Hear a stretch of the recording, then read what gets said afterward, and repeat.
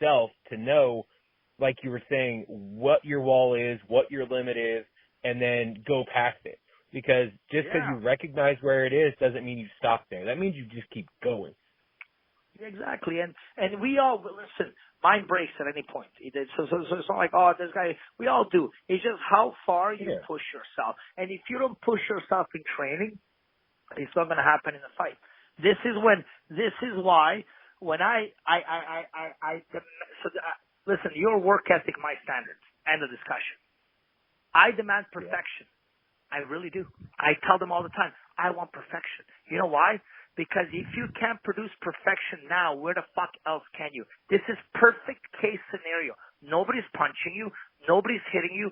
Nobody's watching. You're not tired. The guy's reacting exactly how you want him to react, and there's no pressure. So if you can't produce perfection under perfect circumstances, where the fuck can you? Because the quality goes down the more shit I stack against you. Pressure, money, fame, girls, you know what I mean? Tiredness. The guy's punching you. TV, live. Well, you think then you're going to prefer pressure? So how come you can't produce pressure in perfect scenarios and you think you're going to produce perfection under stressful scenarios? It doesn't work that way. And that's the only difference between champs and an amateur. You can throw a perfect right hand slow motion. That guy can do it full speed, $10 million on the line, and 100 million people watching. What you do slow motion, does it at high speed. So it's never physical abilities, it's mental performance. True. And like I said, these are the things that I'm kind of, like I said, I just fell in love with martial arts because of the whole aspect of getting to know yourself within your mind. That's all it is. Do you meditate at all or no? Fuck no. I just fucking meditate. What do I meditate? I don't understand this meditating, this Western, like, I just don't, what do you meditate? Meditate. I just don't listen. Listen, I do yoga 4 to 6 times a week. There you go. Okay. I fucking love yoga. I go to yoga all the time, right? But I have a different relationship with yoga. I don't need to sit there in silence. Like I said, man, my whole life is developed in my own mind. I don't need fucking meditation. I can have a quiet moment to myself. I can take a power nap. I can listen to some music. But I don't meditate. I don't intentionally sit there with my 2 fingers. I don't even know why they're putting their 2 fingers so your chakra can just too spiritual, based on too much bullshit that I can't prove. I don't understand. And half of you guys are overweight, not preaching anything you're telling me. So as a result, I'm going to tune you all out. Yeah. That's my approach to fucking that shit. If you want my honest truth. No, fuck no. I'm Eastern European. Get the fuck out of here. We meditate. We get slapped, hit on, and hugged. You know my philosophy in life? Hug him twice, hit him once. There's my philosophy with Eastern European. Hug him twice, hit him once. That needs to be a t-shirt right now.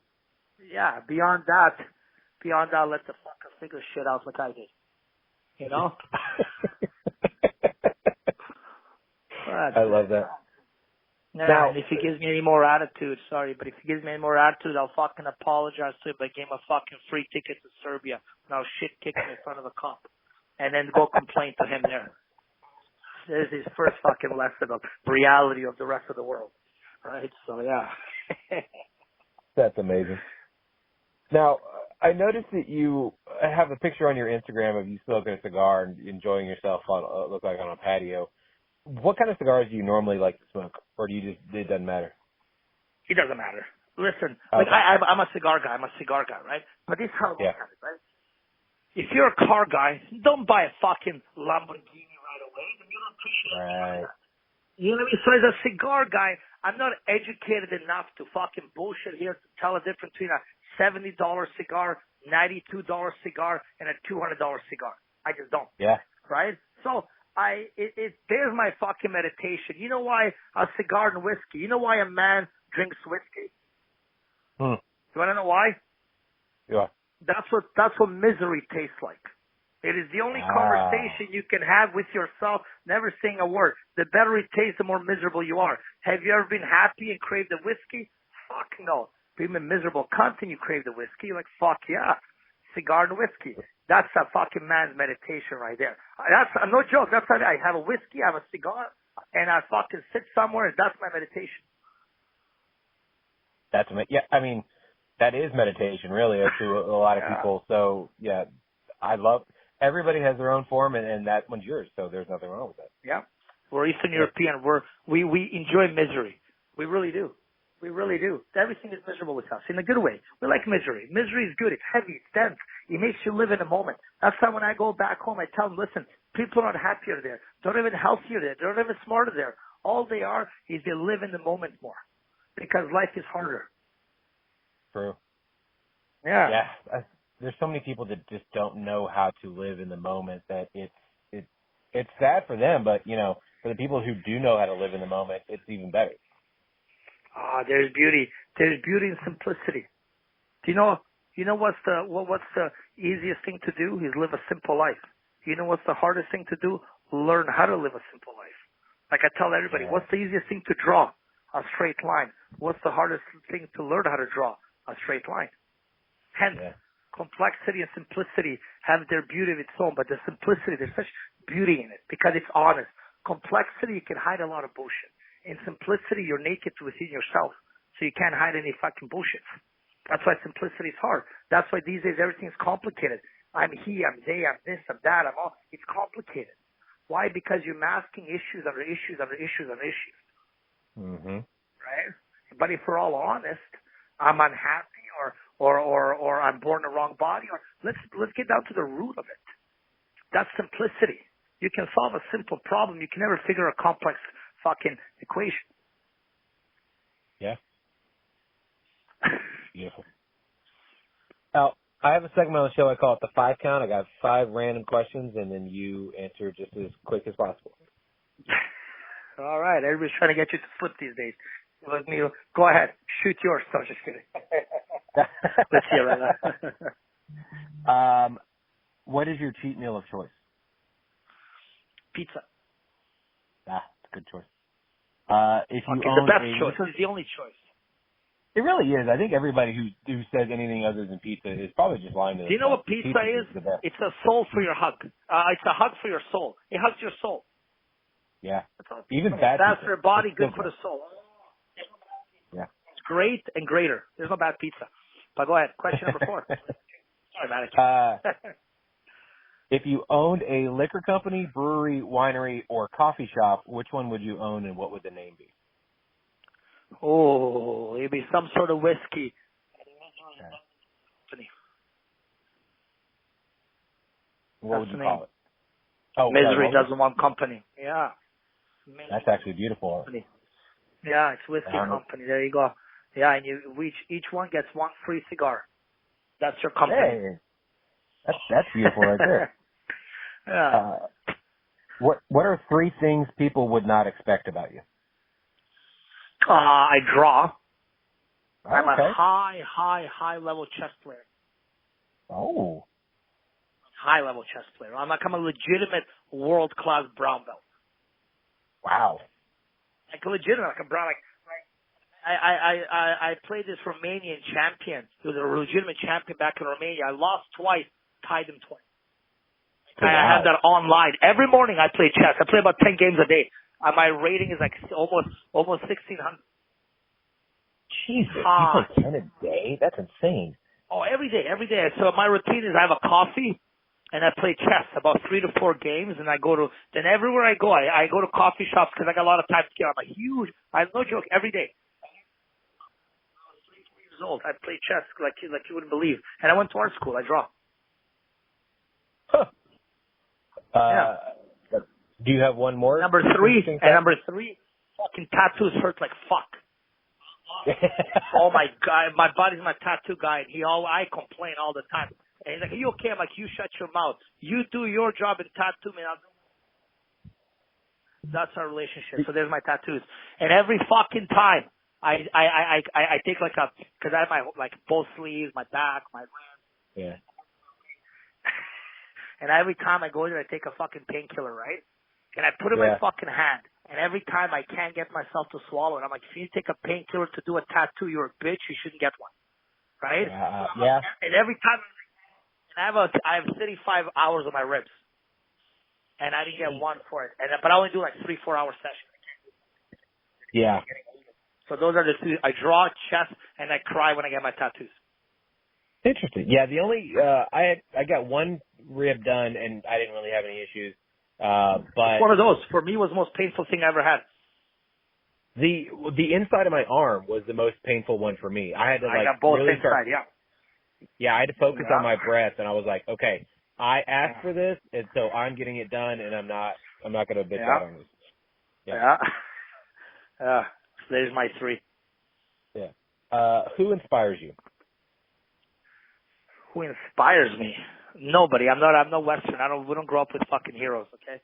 We grew up with fucking life being heavy, and you figure your shit out and you survive, and I just happen to be lucky enough to step on a landmine of stupidity of martial arts. So no fucking heroes. Don't give me your fucking Western shit. Who do you look up to? Perfect. Who do you write in your diary? Fuck 'em. Many men, philosophers, war generals. I'm a big history buff. A huge history, okay. oh my god, I listen to so much podcasts on history. Like I'm a history buff. I like leaders. I like terrific people. I don't have one guy. You know what I mean? I have traits of people that I respect that make them a certain person that they are, and I respect those characters, life choices, life decisions, lifestyles that I respect. Not one person. I respect characteristics, not people. Is there a period of history that you enjoy more than any other period? I went through my, from Dan Carlin, I was going through my fan of for a while, for a couple years, and then I went through my Roman. I've read many books. Now, for the last 5-6 years, I'm fucking obsessed with World War II. Like on Netflix, on podcasts, on you name it, I've seen all the claims like 4 times already. I love World War II. Love World War II. Did you watch? Fascinates me. One psychopath trying to take over the world. Yeah, and then we talk about like Corona, it's scary and all that stuff. I always imagine 50 years ago, 100 million people died. 100 million. Mm-hmm. 100 million people died. And there's this fucking thing that they made called nuclear bomb. Imagine how fucking scared. And right before that, a World War I happened. And like, not too long after World War II, you're fucking, we're dead. We're gone. World War I happened. World War II just fucking happened. And we have a nuclear bomb. 100 million people died. Russia, oh my God. China, all this shit back in the day. Cool. Like, imagine the fears then, which have realized every generation thinks they're the last generation. And every generation thinks they're the most progressive one. Of course you are. You're building on the progression of your previous generation. So every generation thinks they're the last one, and every generation thinks they're the most progressive one. So true. So no heroes. Yeah. I mean, I don't know. The gases that were World War I, and then everything that happened in World War II, there's a docuseries I watched, Oliver Stone put, I think it's The History of the World or something like that. I believe it was on Netflix. Yeah, that one's fantastic. I highly recommend that one. Yeah. Nice. Yeah. What would you tell your 17-year-old self? Work harder, save more, and do more stupid shit. All of it. Do you know what I tell people? You laugh. You know what I tell people? Do you know what you have to be successful in life? You know what you have to be? What's that? You have to be intelligently stupid. Ah. If you're too smart, you overthink things. If you're too stupid, you have no game plan. You have to be intelligently stupid. And that stupidity is not stupidity. For me to believe I can be the greatest fighter in the world, you have to be a little naive and dumb. Childness of naiveness and stupidity gives you that flavor of color in life that never goes away, which means there's always hope. Intelligently stupid. You have to be. I love that, and that's another T-shirt that we're going to put up. Yeah. There you go, brother. There you go. As long as the rent gets paid and the money gets spent on food, it's the best thing I ever gave. There we go. Now, if people wanted to find you online, follow you, check out your gym, watch your fight, how can they do all the things? Just my first name and last name, Dejan Kajic. First name Dejan, last name Kajic. That's all of it, man. Just Google Universal MMA is the gym and stuff like that. Like I said, I don't really like. I enjoy talking to people and all.